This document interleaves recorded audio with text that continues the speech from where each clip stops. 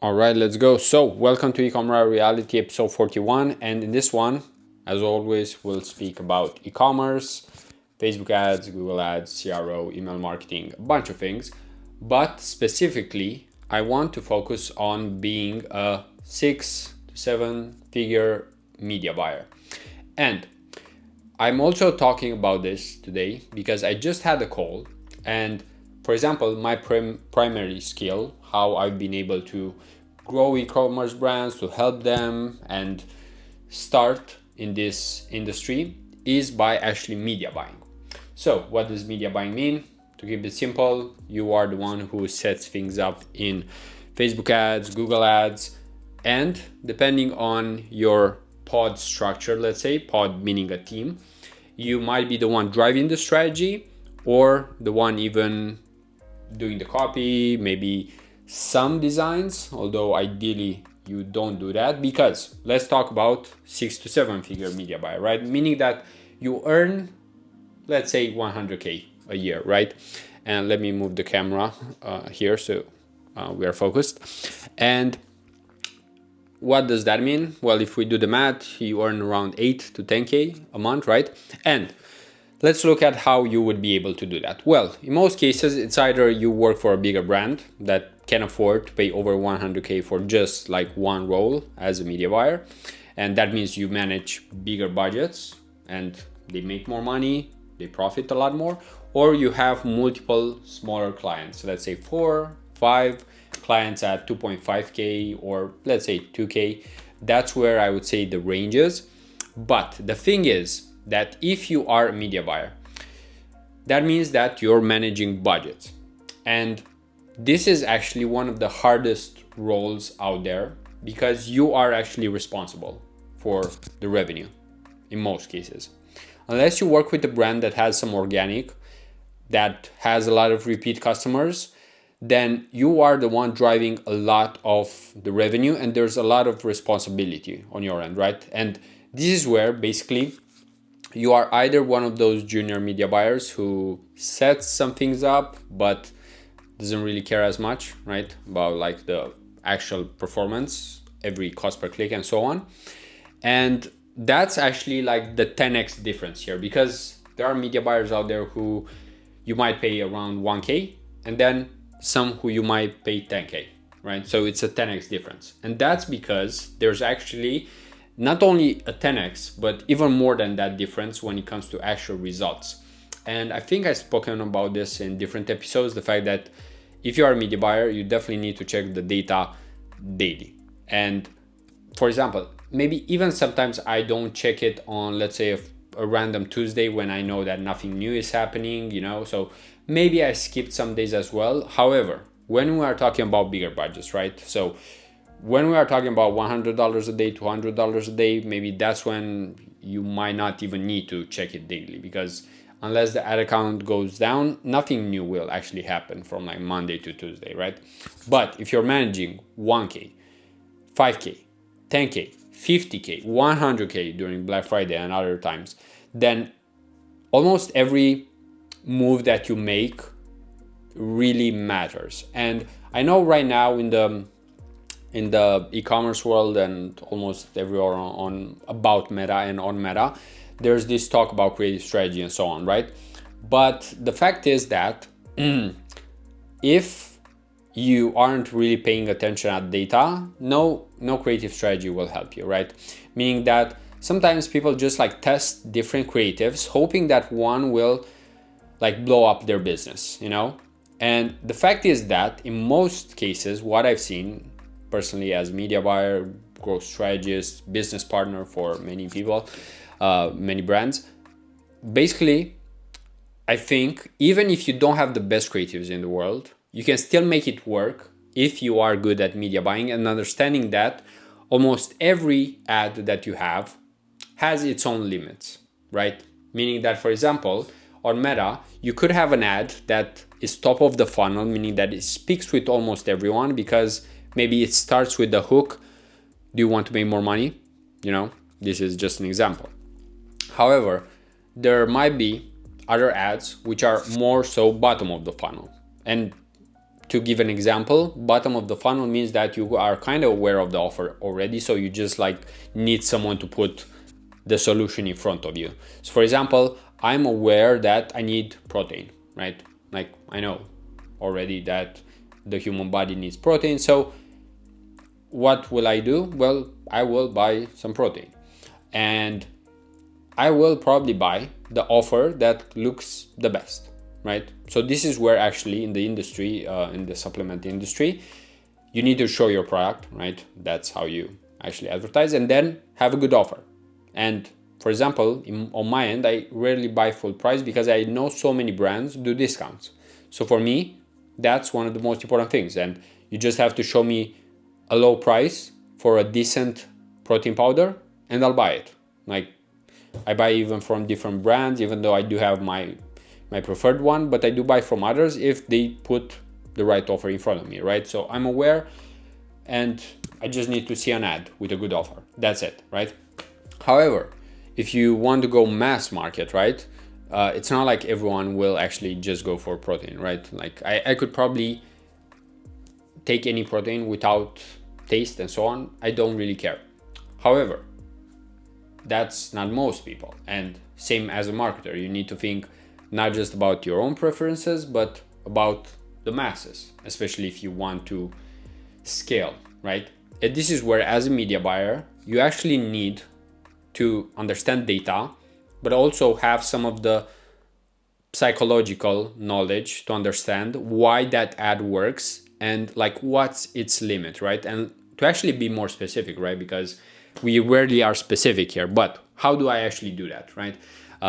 I can tell you because there's no secret sauce, meaning that you still need to invest time. Like I can tell you exactly what I do step by step and you will still have to invest your time, right? So it's not like I have to lose anything if I just tell you everything that I know. So basically, when I run an ad, I look at the frequency, and if it's low, then I know that it can scale, especially if it's low and the cost per acquisition is also low. And then if the cost per click is low and the click-through rate is high, then that's one ad that you can scale as much as possible. Like if it has a 1.1 frequency, you can keep continuing scaling that. And at the same time, if it has a frequency of around 3 or 4, at that point you already know that ad is fatigued. That's basically what fatigue means with a creative. It doesn't matter what Meta says when there's some fatigue, right? Even though that's also a data point. But honestly, if you see a high frequency, it means that ad is just showing again and again to people, right? And let's be honest, like, yeah, repetition is important, but if someone sees an ad 4 times and they don't buy, at this point, you're not paying for efficiency. You're just paying for visibility. And that's why you need to understand, all right, am I actually paying for conversions? Because if someone is seeing my ad again and again, it's clearly not converting. So this is where using logic is really helpful. And that's why as a media buyer, you kind of need a set of skills. You need to understand data. You need to understand psychology. You need to understand even some different aspects of psychology, right? Such as how color influences someone's behavior or how words influence someone's behavior. And for example, I'm not the best copywriter. I'm not the best data analyst guy, right? It's just like having a mix of all of them, being T-shaped. That's really important. And as we know, a T has like the line at the top. So knowing multiple things, but then you need to go deeper on one end, right? So for example, what I would say is my specialty, well, data nerding, meaning that, for example, I don't really look at ads as much because I'm not taking care of them, meaning that I'm not the one creating them. So there's no point in me trying to understand each thing because like a creative strategist could do that, right? So this is why, yeah, I can understand, I can dedicate more of my time to understanding the ads and so on. But the fact is that I won't be the one creating them. So there's no point in me just trying to understand something and then telling someone else what to do with that info, because ideally they are the ones who actually analyze and think for themselves, right? And this is what you want when you work in a team. You actually want everyone to be as knowledgeable as possible And ideally you speak the same languages, but you focus just on one thing. And that's actually the difference between like media buyers that are paid maybe 1K and then the ones that are paid 100K, 200K, millions, because like they can scale their own things, right? Maybe as affiliates or working with e-commerce brands or even with info products, right? But let's stick to e-commerce, because in e-commerce there's always a lot of opportunity, and finding very good media buyers is not easy, right? Because I can actually tell you why. If you don't look during the weekend at data, and many media buyers don't look at it because like they are employed, and sometimes employees in most cases don't have that owner's mindset, right? And actually you can be an employee but have that right mindset. So it's about the mindset, not as much about the role. And that's why eventually you do grow if you have the right mindset. So it's not about the skill, it's just about making sure that you show up as often as possible, and then the results will come, right?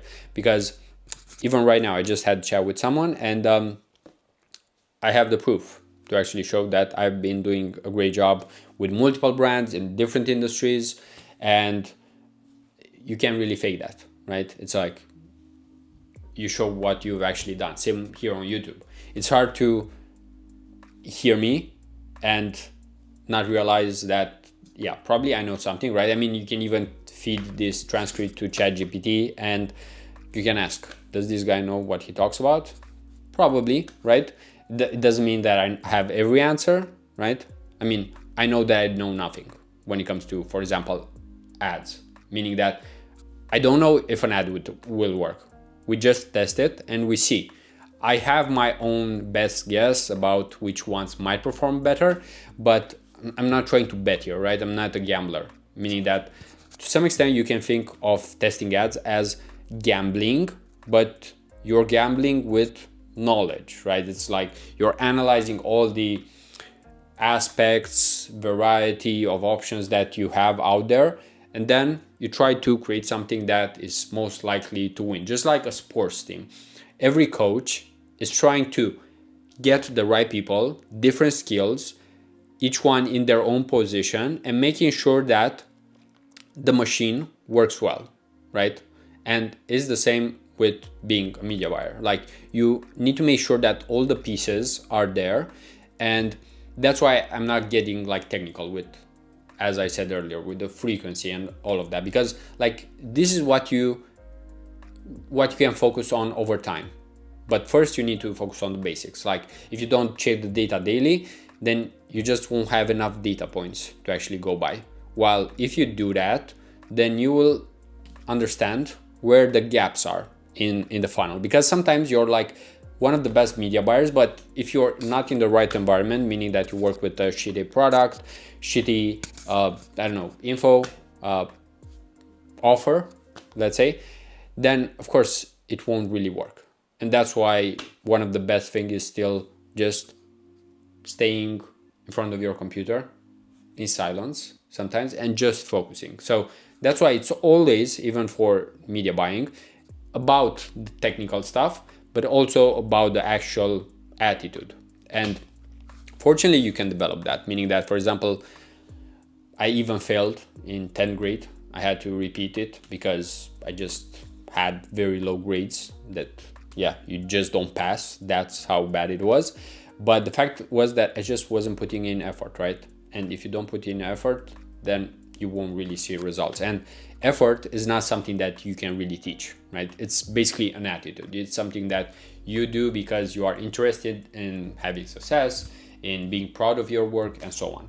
So I know we're getting slightly longer on this one, but we could we could chat about this probably for hours, because it's something that I know a lot of. So we might have different episodes about this in the future and talk more. But if you enjoyed this, you can leave a like. If you have anything you want to share, any comment, feedback, you can do it down below in the comment section. If you want to see any kind of new videos. And until next time, peace out.